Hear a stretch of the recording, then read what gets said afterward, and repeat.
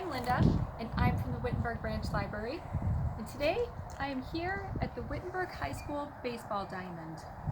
And for today's lunchtime poetry, I'm reading a poem that might be familiar to many people. And it's a poem that reminds us that life is full of surprises.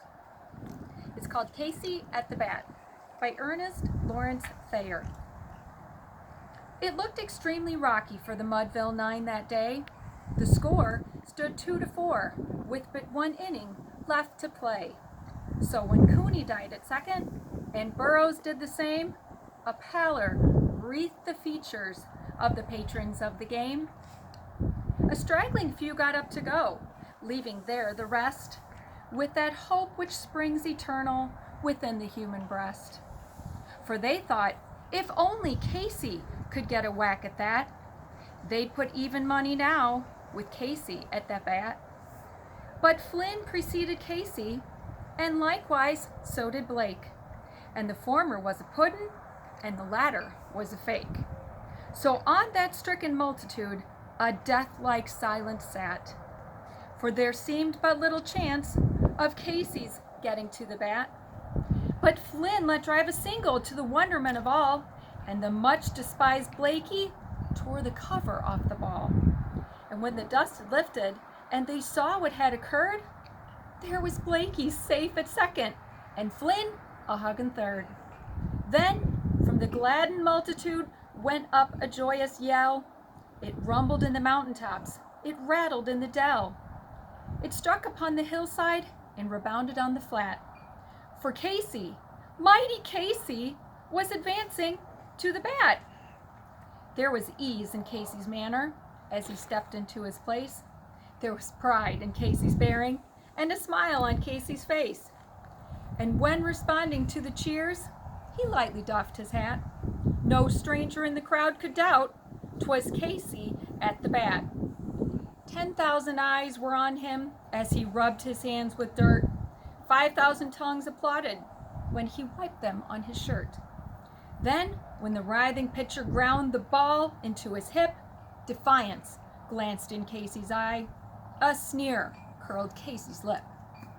And now, the leather-covered sphere came hurtling through the air, and Casey stood a-watching it in haughty grandeur there. Close by the sturdy batsman, the ball unheeded sped. That ain't my style, said Casey. Strike one, the umpire said. From the benches, black with people, there went up a muffled roar, like the beating of the storm waves on the stern and distant shore. Kill him! Kill the umpire! Shouted someone in the stand. And it's likely they'd have killed him had not Casey raised his hand. With a smile of Christian charity, great Casey's visage shone. He stilled the rising tumult. He made the game go on. He signaled to the pitcher, and once more the spheroid flew, but Casey still ignored it. And the umpire said, "Strike two!" "Fraud!" cried the maddened thousands, and the echo answered, "Fraud!" But one scornful look from Casey, and the audience was awed. They saw his face grow stern and cold.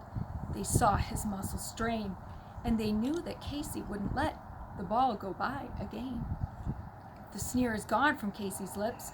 His teeth are clenched in hate. He pounds with cruel vengeance his bat upon the plate.